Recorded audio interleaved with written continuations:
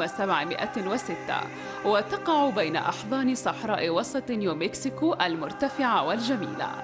من الموائد الصخرية الخلابة إلى ضفاف نهر ريو جراندي المتعرج وجبال سانديا، مما يجعلها جزءاً لا يتجزأ من الجنوب الغربي الأمريكي الأصيل. أما طريق 66 الذي أقيم بمحاذاة قضبان السكة الحديدية الأصلية ومسارات الغرب القديم التي أقامها المستكشفون الأوائل، فيخترق مدينة ألباكيركي، ويعرف كذلك بالطريق الأم، فهو طريق له معزة خاصة في قلوب الأمريكيين. ويحض الطريق مطاعم ومتاجر مختارة تعطي الوافد الجديد لمحة عن الماضي.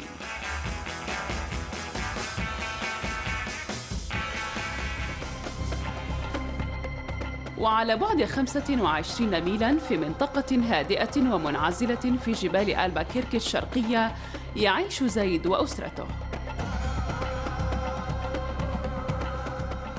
Assalamu alaikum wa rahmatullahi wa barakatuh. My name is Zaid Lesman.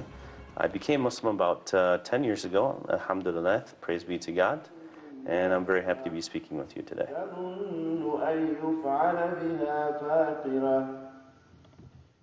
Assalamu alaikum wa rahmatullahi wa barakatuh. My name is Hiba Ahmed, and I was born and raised in the United States, and I've been raised all my life as a Muslim.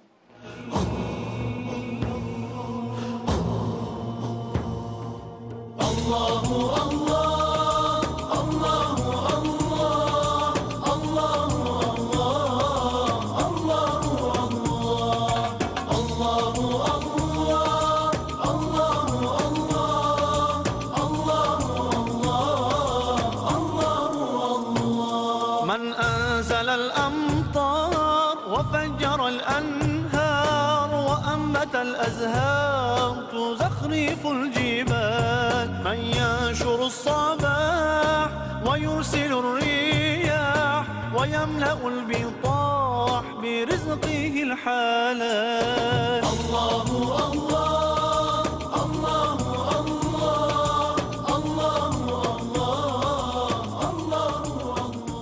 I was born in 1975 to a Methodist family. So I was born and raised in a Methodist family in the middle of Illinois, in kind of a more rural area. Okay, not in a big city, in a small city. And so we attended the church regularly every Wednesday and Sunday.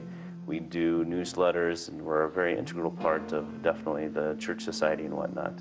So I always grew up going to Sunday school and learning about God and learning about the Gospels and the Bible and whatnot.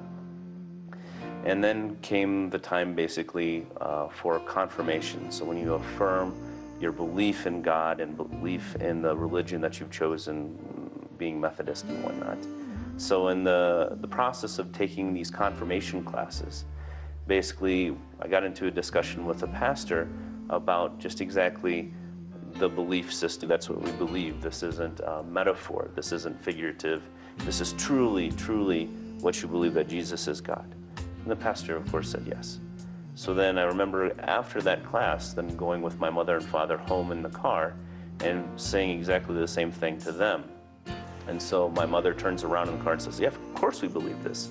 You know, this is what we've believed. This is what your grandmother believed and everything. What are you saying? And I'm like, well, I don't understand why Jesus, peace be upon him, would actually, you know, not say, I, Jesus, am God. And why does it have to be so abstract in the Bible?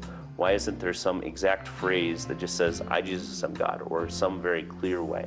And so from that point on, I always had some kind of doubt in my mind about, of course, Jesus being God, and I never really believed that Jesus was God.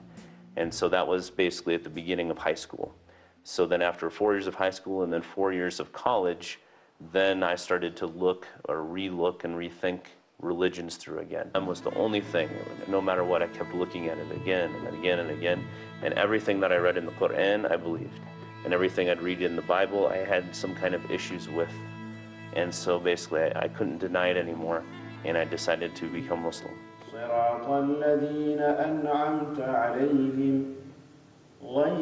So when I first became Muslim, that was like, it has to be one of the happiest days of my life.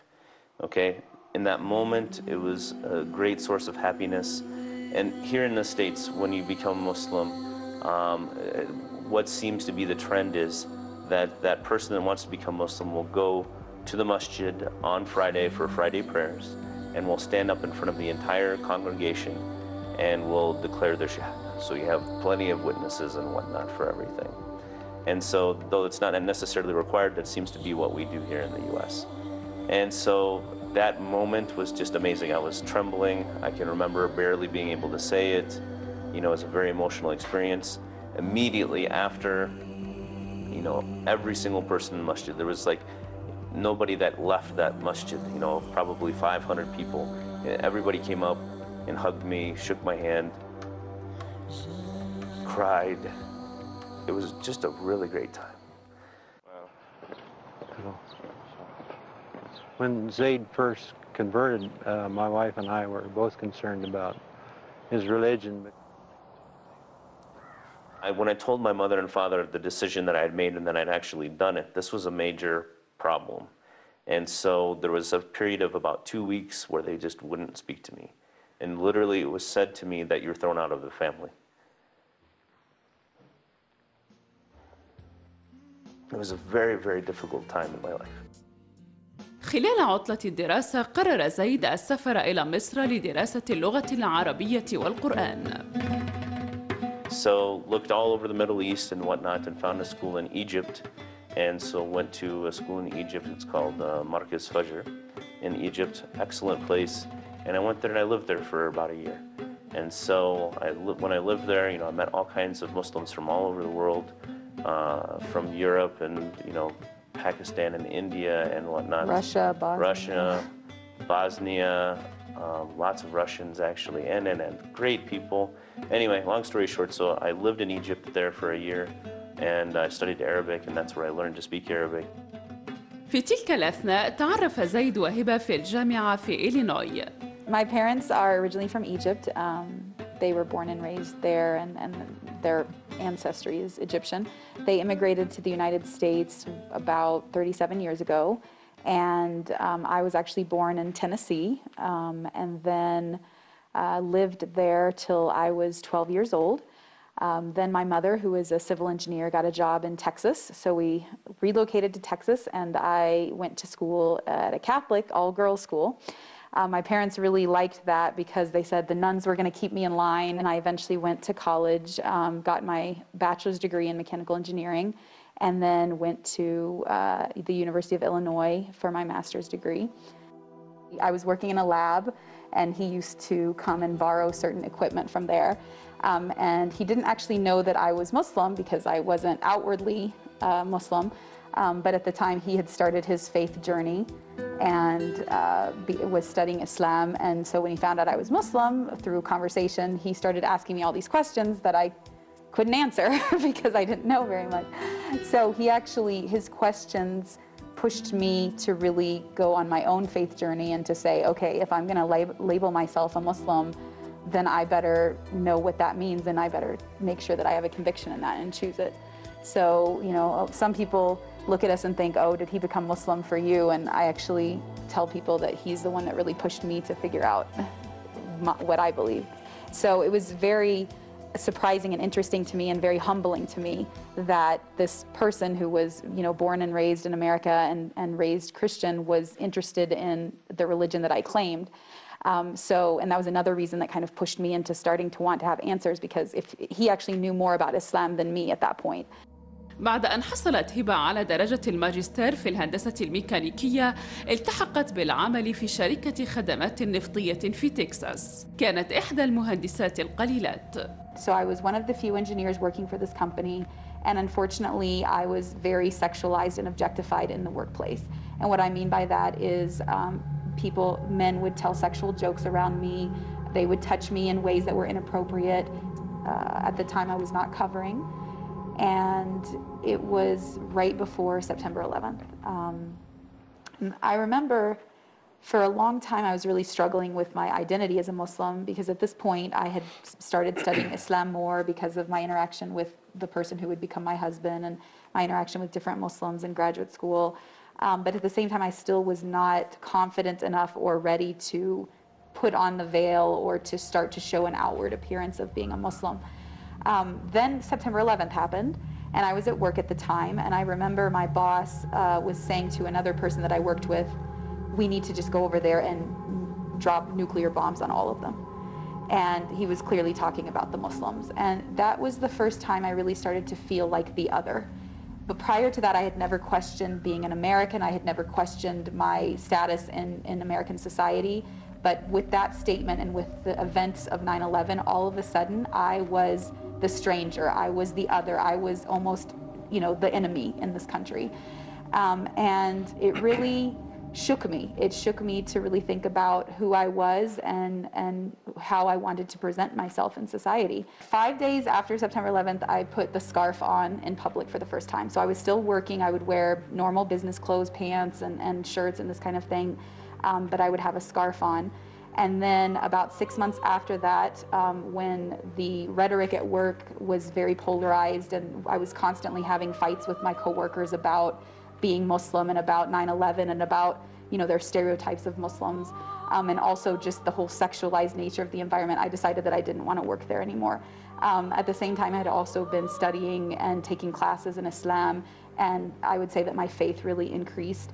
So I quit 6 months after September 11th, and the day I quit, I started to cover fully in this way that you see me now. And this was about a year and a half before my husband and I eventually married. The first time that I saw you, really what was going through my head was, you know, wow, is this really the same person? Has she changed? And, you know, from the person that I knew before, you know, from just, you know, even a year, a little over a year before. And so that was something that went through my head. But then, of course, we had conversations, and it was clear that you still were of the same mindset and whatnot. So that was put to rest. But then also, too, I have to admit, the other thing that was going through my head at that moment was, wow, so really? I'm Muslim, and now I'm going to marry a true Muslim wife here. I'm Like getting sealed the deal, huh? full package, and, you know, and really, there's no hiding anymore when you go out, because, you know, now when we go out, it's like there's the Muslim couple. But it was so, strange for you initially to go out in public with me, right? It was strange. I mean, I have to admit, you know, my appearance is that of still an American.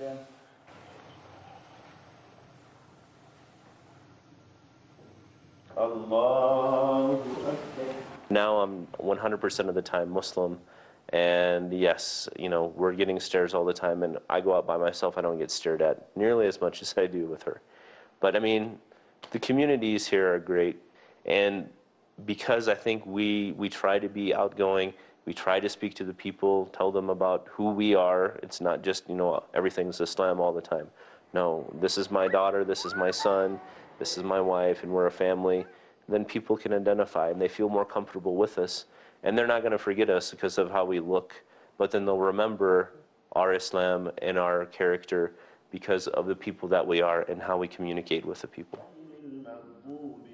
Well, you know, Zaid's a very good brother. I mean, he was actually generous enough to take time out of his schedule to talk to me about Islam when I came over here. And I really need someone to learn about Islam from, because I've been in Albuquerque my whole life, and I never ever once heard about Islam. I never ever once heard about Prophet Muhammad.